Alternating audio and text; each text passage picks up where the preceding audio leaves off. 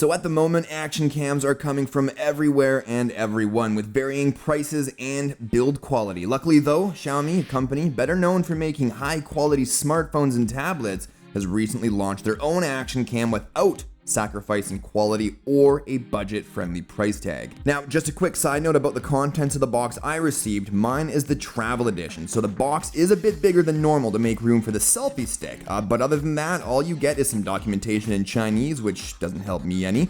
As well as short micro USB cable for charging, the 1010 milliamp hour battery, and the camera itself. All that for about $115, whereas the Yi camera by itself costs roughly $100. So basically, you get a decent quality selfie stick for about $15.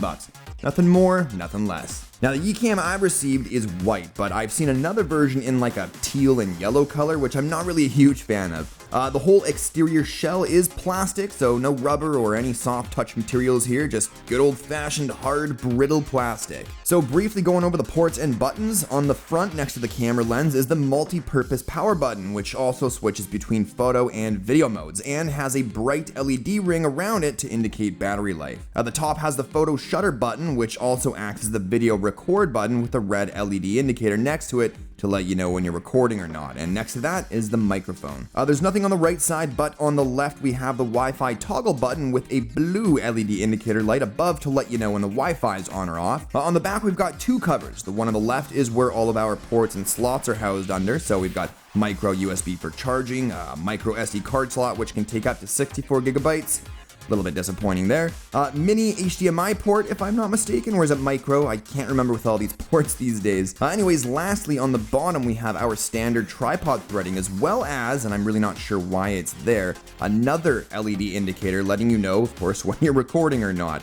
I guess Xiaomi thought there's no such thing as too many LED indicators. So anyways, by now you're probably wondering how we interface with it and start taking advantage of that sweet 16 megapixel Sony Exmor sensor that Xiaomi was kind enough to include. Well, first you gotta download the Yi camera app, but you won't find it in the Play Store. You'll have to get yourself a QR code scanner and scan the code included in one of the pamphlets that came in the box. Now once you got that, first thing you gotta do is fire it up by pressing and holding the power button until you see the ring light up. Now I'm not sure what kind of processor it's using, but it's slow, so you gotta wait for the red light to light up. Once it does, you can press the Wi-Fi button and wait for it to change from solid to flashing blue. That too, unfortunately, takes a few seconds to kick in. Once it's flashing though, you'll launch the app, which has a bunch of videos that I assume Xiaomi picked to feature on the homepage, so just go ahead and ignore that and tap that camera button. It'll start searching for nearby Yi cameras right away. It always fails for me on the first try, so if it does for you, just hit the search again and it'll find it. Once you're there, you'll notice it's a pretty nice interface. The current resolution, aspect ratio, and frames per second is displayed just below the viewfinder, and the camera's battery, phone's battery, and the connection status is displayed at the bottom of the screen as well. Now at the top right is the settings button. You'll want to jump straight in there pretty much right away to change the default camera mode from photo to video, because if you're buying this camera, I assume it's to record videos first and probably take pictures second. In here you've got everything from photo and video quality to loop recording and Wi-Fi settings. When it comes to video recording, take my advice when I say if you're gonna be recording in 1080p, change the video quality to normal. Otherwise your footage will look overly processed like all the B-roll sample footage I'm about to show you. But hey, at least I gave you an idea of what 1080p on the high quality setting looks like.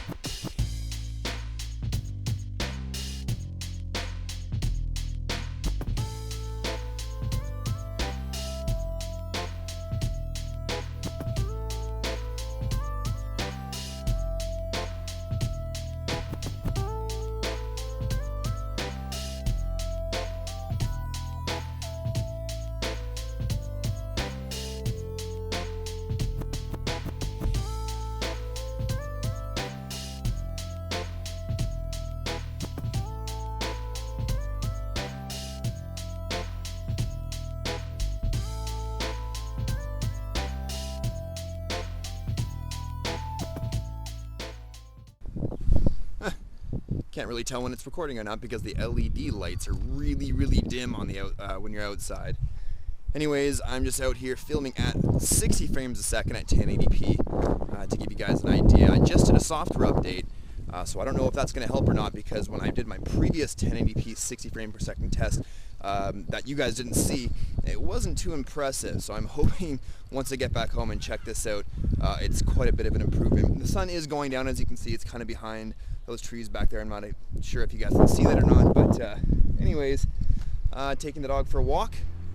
And also there's some construction in the background, so this would be a good time to see how it handles background noise. A little bit of a breeze, so some wind as well as my voice. Anyways, we'll put this in the video and see how it turns out. So as you can see on high quality, it looks a little overly processed. You'll also notice that there's no such thing as image stabilization with the Ecamm. Lowering the FPS should help a tiny bit, but not much. Battery life on the tiny 1010 milliamp hour battery won't last you a whole day if that's what you were hoping for. Now, recording in 1080p at 60 frames per second gave me pretty much 1 hour of use before I had to charge it again, which takes about 90 minutes. So if you're planning on taking this on vacation and using it a lot, I do strongly suggest taking a power bank or buying a second, maybe even third battery for it. And as far as accessories go, although people are claiming they can use most of their GoPro accessories with the Ecamm, the waterproof case unfortunately isn't one of them, and that's simply because the Ecamm is about 1 or 2 millimeters taller than the GoPro. That said, the Ecamm has a slew of its own accessories that you can find all over the internet, including its own waterproof case that's currently going for about 30 bucks. So I think if you're in the market for an action cam and are planning to use it as one with getting it wet and dirty,